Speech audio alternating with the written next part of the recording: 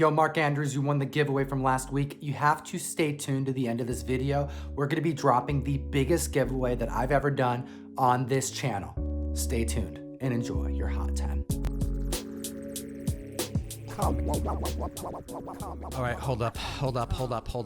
We're talking about the comic books that are defining this generation of collectors. Welcome, comic fam. I'm at the table virtually with Gem from ft.GemMintCollectibles. How you feeling, brother? I'm feeling great, and I had to go all Spawn for this episode in honor of your iconic interview with Todd McFarlane. So I got my Spawn shirt, I got my Spawn CGC 9.8 for the first issue, and this Spawn compendium that just came out. I just dropped a video for this on my channel, so come check it out if you like Spawn. Thank you so much, man. I appreciate the love. I appreciate all the community's love. That Todd McFarlane interview, you got to watch it if you haven't seen it yet, was a ruckus to make. I was so nervous, but I really think Todd brought the heat, and the comic fam is going to really enjoy it. But enough of that. We got to get right into this list of the 10 hottest comics defining this generation of collectors. Hit that subscribe button. We're here every single week for the comic book community. And let's hit them off with some boom goodness. Something is Killing the Children just made its way on to our list this week. So cool to see this book on this list. This has been a fan favorite series since it came out. It just ended its first big arc with issue 15, and it's going to be on hiatus for a couple of months until it picks up. I actually just sold my set the other night on Very Gary's auction, and it sold for like $450, and the first issue was a second print. Invisible monsters killing children with one of the best lead female protagonists in comics today, Erica Slaughter. Issue 1 had a print count of 33,648 approximately that was ordered by retailers, and this hype has only grown as James Tynion keeps killing it with so many different titles. We're chatting Department of Truth, we're chatting Batman, we're chatting pretty much everything this guy gets his hands on, and these books are spiking. And we also know that back in June 2020, James Tynion wrote in his newsletter saying this: I have been having a bunch of very top secret conversations about this project in the last few weeks. Considering COVID hit and that probably caused some delays, it still has left some high hopes for collectors that we may see more from this series beyond the pages. But enough of that, let's get into the numbers. Issue number 1 in a CGC 9.8 just surpassed the $600 mark and broke last week's high sale of $555, selling for $650. And that record was broken 5 times in this last week. Not bad for a comic that came out just over 15 months ago. And considering that there is heavy spec on this run, there's a lot of other random comics, second prints, and variants that are seeing a ton of attention. Let's go through some of the rarer ones that have sold this week. Issue number 6, the 1 in 25 Jenny Frison variant, sold for $1,380 this week. The New York Comic Con exclusive for issue 1, which was limited to 500 copies, sold for $1,250 in a 9.8. Issue number 8, the 1 in 25 variant by Jeff DeCall, went for $1,200, followed up by the number 3 second printing, going for $750 in 9.8. But that's not all. Issue 11, the In-Hyuk Lee Color Splash, limited to only 100 copies, sold for $700 ungraded. Now, there are other covers you got to pay attention to, comic fam. Not even store exclusives and convention covers, but just standard covers, some of the rarest ones that are all listed on the best comic app in the world. We're talking Key Collector Comics. Use the code TOM101 to support our show, but also to unlock a free 1-week subscription of the best comic app in existence. And hit him with number 9, because Miles Morales just made his way to our list again. A familiar face on this list, Ultimate Fallout 4, we're talking cover A, and collectors keep breaking records with these high sales. And I know you're thinking, why are collectors continuing to spend more and more on this book? Well, Key Collector has rumors that there's going to be a live action adaptation, so even though these records are going to seem crazy high, I think there's still room to grow once there's an official announcement.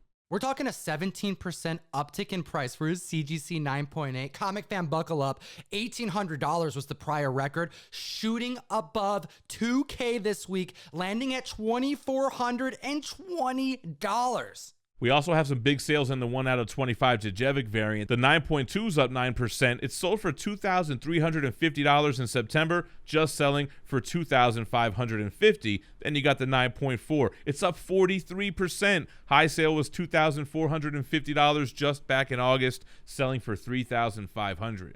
I want to give a big thank you to my homie on Instagram. You can follow me at ComicTom101. We got Salvador Felix showing off his new 9.4 newsstand copy that he confirmed he paid $8,500 for. Congratulations on the Holy Grail, brother. Another book that keeps popping up on our list, we're talking the first appearance of Frank Castle, The Punisher, Amazing Spider-Man 129. We told you last week, Comic Fam, that this book was going to break records because the auction had already surpassed its prior 9.8 all-time high, which was $16,700. Let's welcome the new price. A small gain of 14%. That's right, we have a new high of $24,250. Yeah, Tom, and with that large sale, that's going to raise the bar and the lower grades are going to follow suit. We have a CGC 8.0 up 51%. Its high sale was $1,920, now selling for $2,900 even. Holy smokes, 51%. That is crazy quick. Just like the 9.0 going up 24%. Once going for $2,750 in January, landing above $3K at $3,400. The 9.6 is also up 24%. Its high sale was $7,100 back in 2019.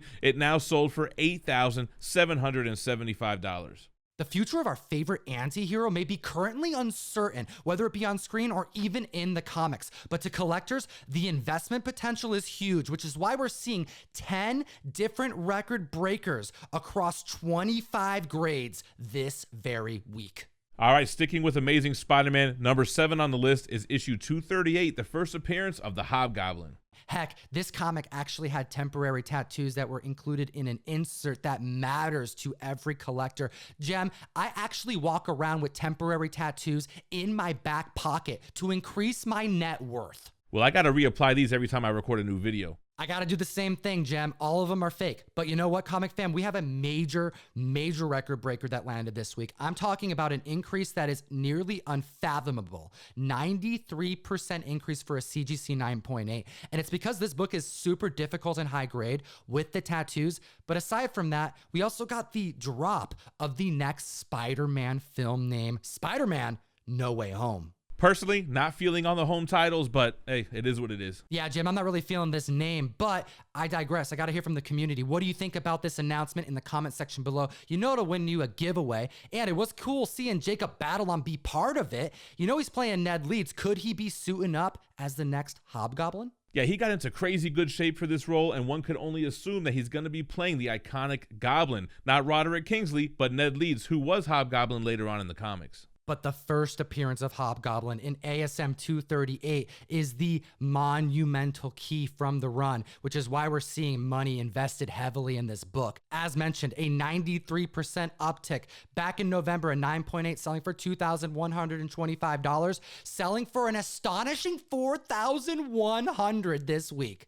Then we got newsstand versions. A CGC 9.6 is up 76%. It had a high sale of $920 just last week, which seems like a steal now, sold for $1,621. We've been telling you for over half a year, Comic Fam, the money's not in the banana stand, it's in the newsstand. Up 35% this week, once going for $3,700 last week, now selling for an amazing price of $5,000 for a CGC 9.8. And now we're at number 6 with my personal favorite of the FF trifecta. We have FF49, the first full appearance of Galactus and the second appearance of our Silver Surfer. There were record breakers in 3 different grades, and we're going to start with the CGC 6.5. It's up 36%. Its previous sale was $1,325 back in January, just sold for $1,800. And now moving on to that 9.0, up a incredible 79%, going for $4,110 back in December, landing above $7K this week, going for $7,350. Then we got the CGC 9.4, which almost doubled up in value. It's up 92%. That $9,000 high sale in December just got shattered by a $17,250 sale. Mind-blowing sales, Comic Fam. Did you hear that? And it's not stopping there. We're going to hit you with another astonishing record breaker. We have FF67, the first cameo and origin of him. You know it be Warlock at 9.8. Once going for $17,000 in November, up 88%, landing at $32,000. Comic fam, we keep telling you weekly that this is history in the making. Comic books have never sold like this ever. And I'm so happy to be here with you every single week. You gotta hit that subscribe button. They got to do it, man. Number 5 on the list, Daredevil 1, is a book that we talked about being undervalued and underappreciated before it started blowing up, and here we are on the Hot 10 list. Who would have thought Daredevil, Foggy Nelson, Karen Page would be the subject of collectors' focus after we kept bringing it up and over again on the mic, and now it's landing at number 5 on our list. We have multiple record breakers, 3 of them to report on today. 5.0, once going for $5,040 just last month, up 43%. We told you it was underrated, selling for $7,200 this week.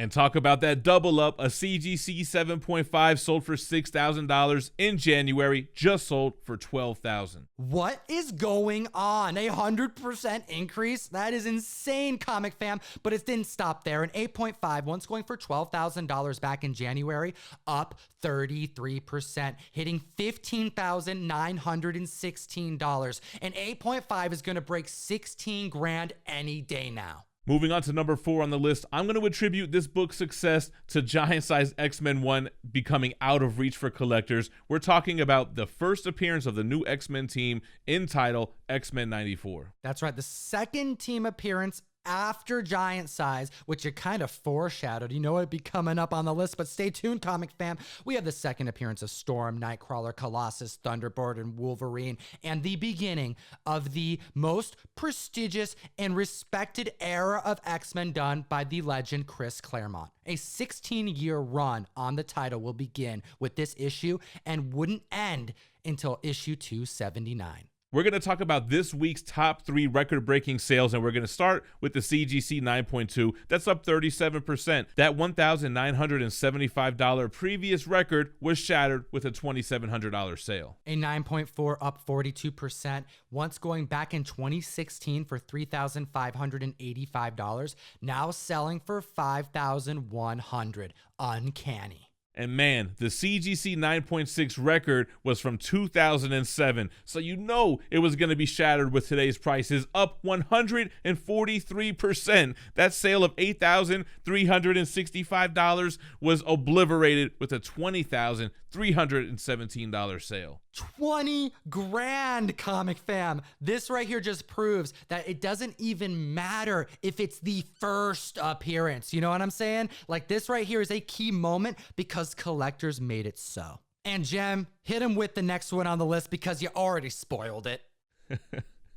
Sorry, Tom. Totally forgot that this one was on the list. We're talking the big boy, Giant Size X-Men number 1. We got the first appearance of Krakoa, the Living Island. And the first appearance of the new team, we already told you. But you know what? This comic book has been shooting up and up and up by the week, and we have multiple records to discuss. And I have a feeling it's because of the mutants' inevitable introduction into Disney Plus. I feel like we have at this point established a connection with Scarlet Witch being born with her powers. And when a member of the MCU is born with superpowers, it only means one thing. Born with their powers? Sounds like a mutant to me.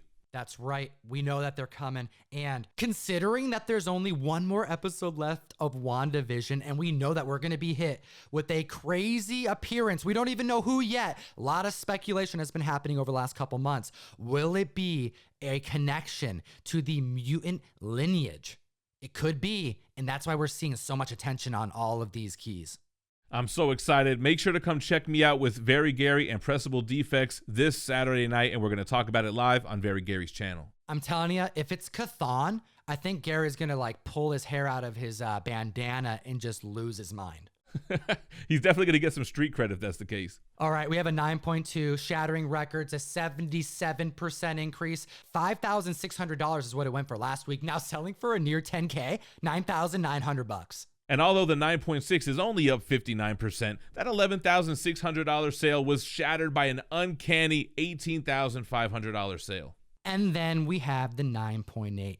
Hot damn, comic fam. When Gem and I reported on this 6 months ago, this book was hitting above 15K. We were very excited to report on a white pager shooting up above 16 grand. Well, then last week we were just telling you about a $20,500 sale. The all-time record of this book is now obliterated, up 98%, going for $40,500.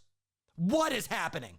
But Tom, I think I lied a little bit. I said Giant Size X-Men was the big boy, but we all know who the real big boy is. The big daddy of all X-Men comics, coming in at number 2 on the list, X-Men number 1. I actually shot the Guru a picture of the sale yesterday when I saw the price reveal.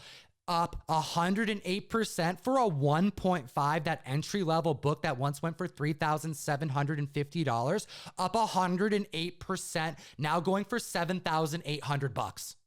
Can't even call that an entry level anymore. Then you got a 4.0, up 31%. Its previous sale of $11,600 that was just back in January has been broken with a $15,250 sale. A 4.5 is up 42%. Once going for $11,200 in January, now selling for $15,850. Then you got the 6.0. It's up 30%. It had a high sale of $15,600 back in September. It's selling for $20,250 just this week. And then we have the 8.0.